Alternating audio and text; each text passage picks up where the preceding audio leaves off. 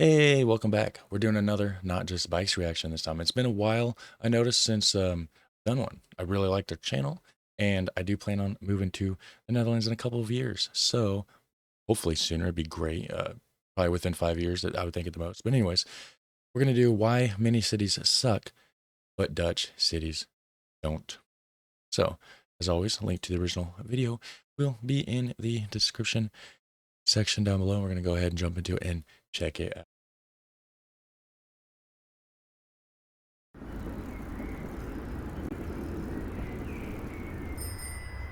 This is the video I wish I could have seen 20 years ago, as it would have saved me a lot of time figuring out where I wanted to live. Which is here, in the Netherlands. I like cities. They're places where people get together and do interesting things. But you gotta admit that some cities are better than others, and not all cities are great.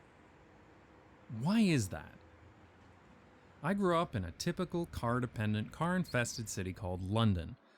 No, London, Ontario, Canada. Yeah, Canadian. Like most people in small cities, I gravitated to the nearest big city, which in my case was Toronto. It was pretty clear to me that this was a much more interesting place than where I grew up, and so I wanted to move there as soon as possible. I assumed that the reason Toronto seemed so great to me was because of the population, so I kept moving around to bigger and bigger cities to find the one that was right for me. San Francisco, London, Hong Kong, bigger cities to find the one that was right for me. Wow, San Francisco, that's crazy. That highway's like up in the sky, like it's above those buildings over here. That's nuts. I did not know San Francisco looked like. Francisco, London, Hong Kong, Taipei, and several Wow. others. And I did like these places, so it seemed like population was important. And it certainly explains why I like living in London, England, but hated London, Ontario. But there was something missing, Okay. because even within a city, not all places were equal. I wanted to know, why did I like downtown?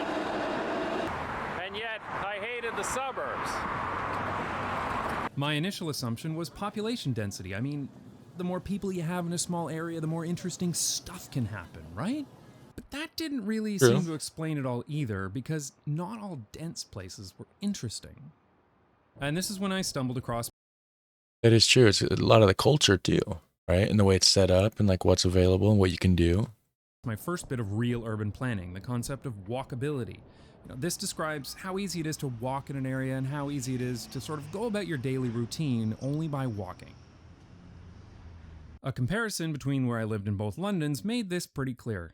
Walkability was an important metric of what made a place interesting to me.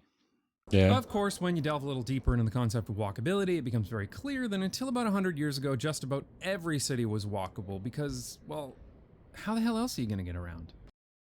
Very, very true. But then cars came along, and then here in America, like a lot of the small towns, they used to be hopping. They used to have all sorts of stores and stuff to do and everything. And then slowly over the years, bigger cities that's close by just took over the business, right? So all the small towns, downtown areas, the buildings are empty.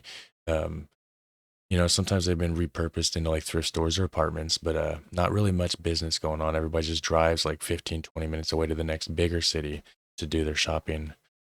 Yeah, so it kind of ruined the small town atmosphere, the car did. In America, at least. Oh yeah, bushes.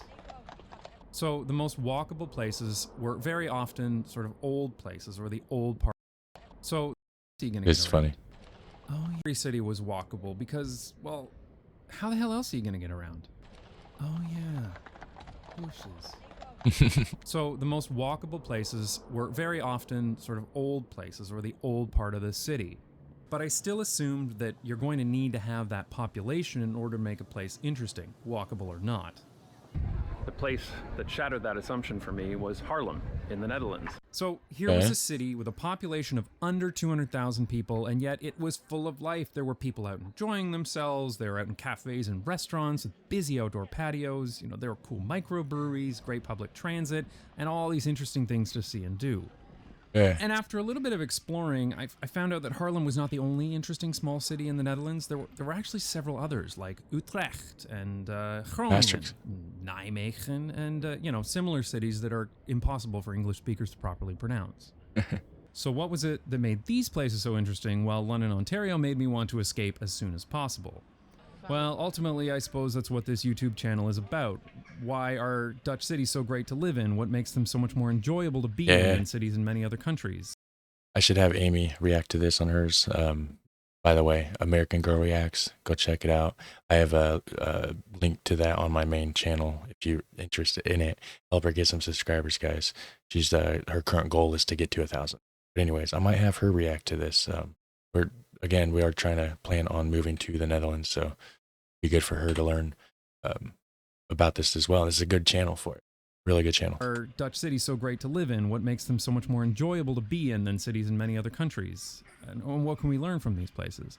So I'm going to explore these questions in some greater detail in some future videos, because I found there's actually a lot of good reasons why Dutch cities are so great. And it's not just bikes. Nice, nice, nice. Very cool, guys. So that was another Not Just Bikes reaction. Couple year old. That one's from 2019. So yeah, awesome. Yeah.